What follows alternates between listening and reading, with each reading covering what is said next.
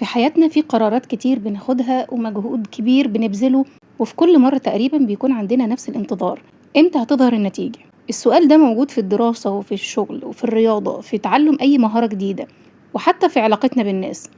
احنا بطبيعتنا بنحب نشوف أثر اللي بنعمله، ولما الأثر ده بيتأخر بنبتدي نقلق، نراجع نفسنا، وأحيانا بنقرر إن اللي بنعمله ده ملوش أي فايدة.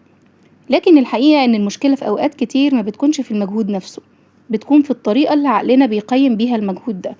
وفي علم النفس في مفهوم اسمه تحيز الحاضر، والمقصود بيه إن الإنسان بيدي قيمة أكبر للمكافأة اللي يقدر يشوفها أو اللي يحس بيها دلوقتي، حتى لو كانت صغيرة مقارنة بفايدة أكبر بكتير لكنها هتيجي بعد فترة. وده يفسر حاجات كتير جدا بنعملها من غير ما ناخد بالنا. لما نذاكر يومين وما نحسش إن مستوانا اتحسن بنفقد الحماس، ولما بنلتزم بنظام صحي أسبوع وما نلاقيش أي فرق واضح بنسأل نفسنا: هل ده يستاهل أصلا ولا لأ؟ ولما بنتعلم مهارة جديدة ونغلط فيها كل يوم بنفتكر إن إحنا مش بنتقدم، مع إن الحقيقة غالبا بتكون مختلفة، لأن في أنواع من التقدم طبيعتها هادية، بتحصل تحت السطح ومش بتعلن عن نفسها كل يوم، وده بيخلينا نحكم عليها حكم غير عادل.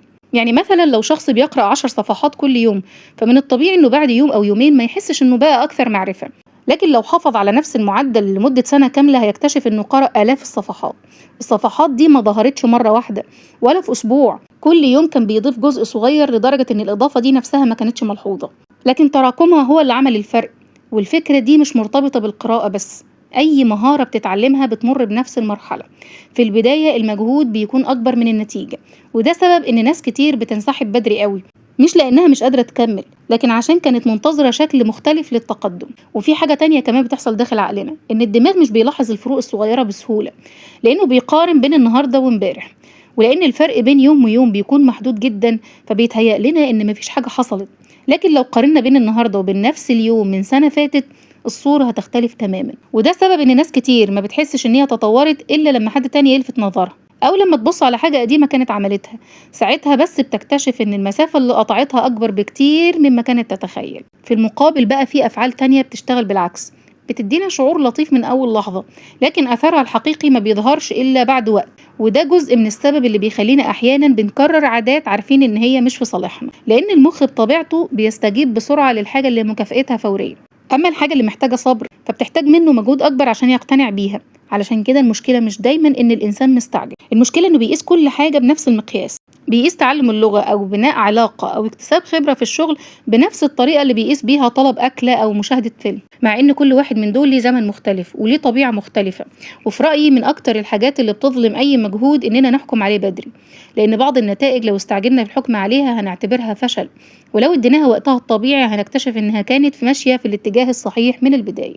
يمكن عشان كده الناس اللي بنشوفها بعد سنين ونقول ان هم وصلوا لمكانة كبيرة، غالبا لو رجعنا لأول طريقهم مش هنلاقي لحظة استثنائية غيرت حياتهم، هنلاقي دايما أيام عادية جدا، أيام ما حصلش فيها أي حاجة تستحق الحكي، لكنها كانت الأيام اللي بتبني اللي بعدها.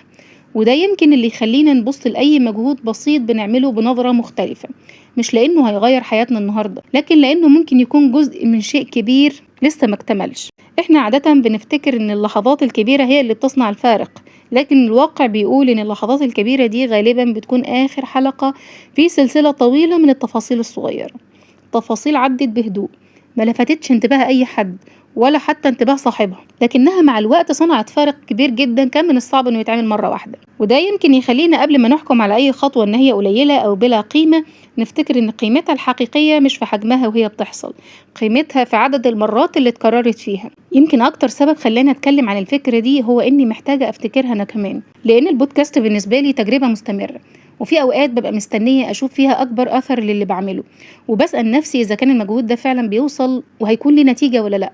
وأيوة ساعات بيجيلي إحساس بالملل أو إني عايزة أشوف ثمرة التعب ده بشكل أكبر، وده شعور طبيعي جدا، لكن كل مرة برجع أفتكر إن في حاجات قيمتها ما بتبانش وهي بتتعمل، لكن بتبان بعد فترة.